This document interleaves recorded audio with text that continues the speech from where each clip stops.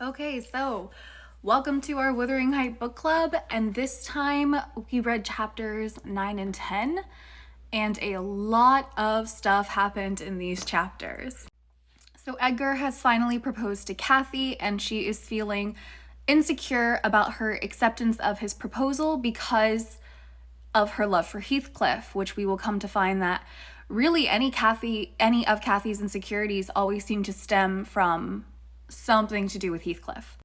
And her reasoning as to why she is in love with Edgar from her interpretation of love are all self-serving. That he's handsome, he's young, he's cheerful, and maybe most importantly, that he is rich.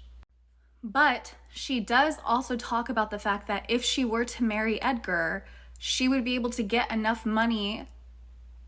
I was about to say of her own, but it wouldn't belong to her. It would still be her husband's, but she would at least be able to be in the vicinity of enough money with someone who doesn't hate Heathcliff as much as her brother, that she could help lift Heathcliff up out of the sort of damned position that he is stuck in at Wuthering Heights under her brother's supervision.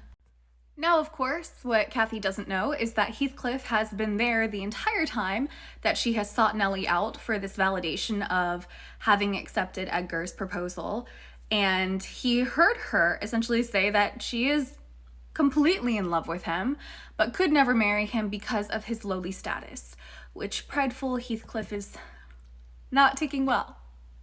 She even goes as far to say that it would degrade her, or it would degrade me to marry Heathcliff now, so he shall never know how I love him, and that not because he's handsome, Nellie, but because he's more myself than I am.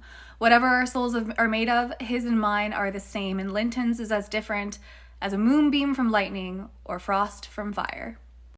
Of course, the word usage here, the author's word choice is really interesting, right? That Edgar's soul is described as something soft, like a moonbeam, and then Kathy and Heathcliff's, they're lightning, they're fire, something relatively violent, or that could at least stoke violence, but at the same time also brings up a connotation of passion, especially lightning striking, fire burning.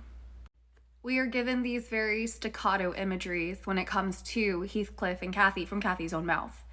And of course, while this sentence could certainly read romantic, and would definitely have romantic undertones, there's also a really disturbing amount of obsession here.